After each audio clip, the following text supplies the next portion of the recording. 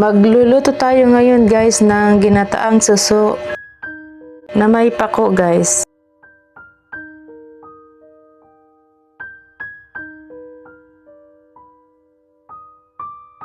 Bale, tinanggalan na ng dulo itong suso guys.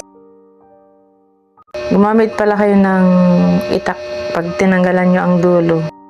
Kasi mahirap sipsipin ito guys kapag hindi tinanggalan ang dulo.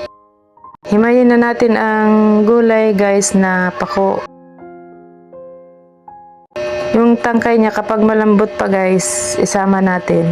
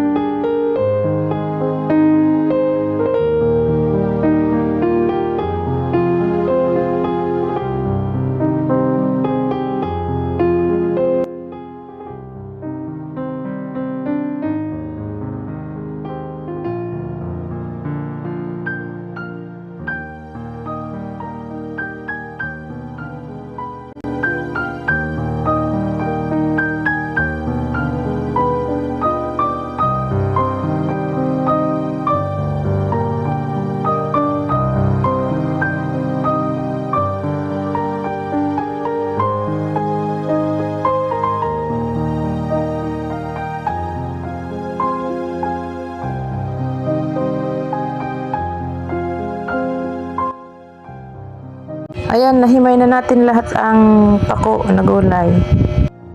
Hugasan naman natin ngayon ang suso guys. Ay, hugasan natin mabuti para matanggal ang dumi. Bali, ang ganitong suso pala guys ay malinis naman ito kasi hindi ito nabubuhay sa mga maduduming tubig. Umpisa na natin magluto guys. Ilagay na natin ang gata. Bali, itong gata pala na ito guys eh. Nabili ko ito kahapon. Nilagay ko muna sa freezer para hindi masira. Haluin natin mabuti guys para hindi magbuo-buo ang gata.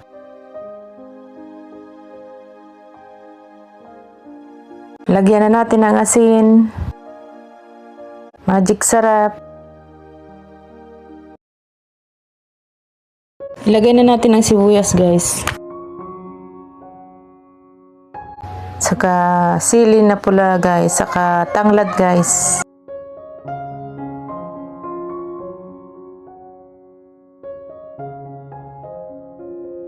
Yan, haluin natin mabuti guys. Ilagay na natin ang suso guys.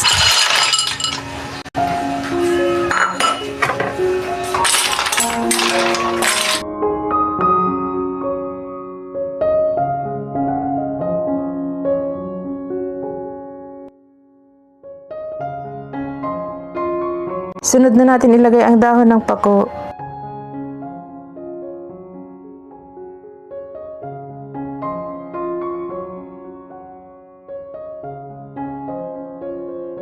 Takpan natin para maluto.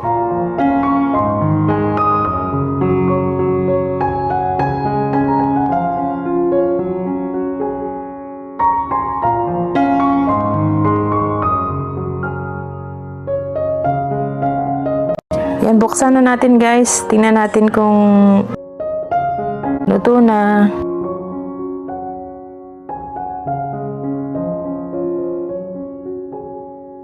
Haluin natin mabuti. Masarap itong ganitong luto guys. Healthy pa na ulamin kasi pako. Yan, luto na guys. Salamat sa panonood.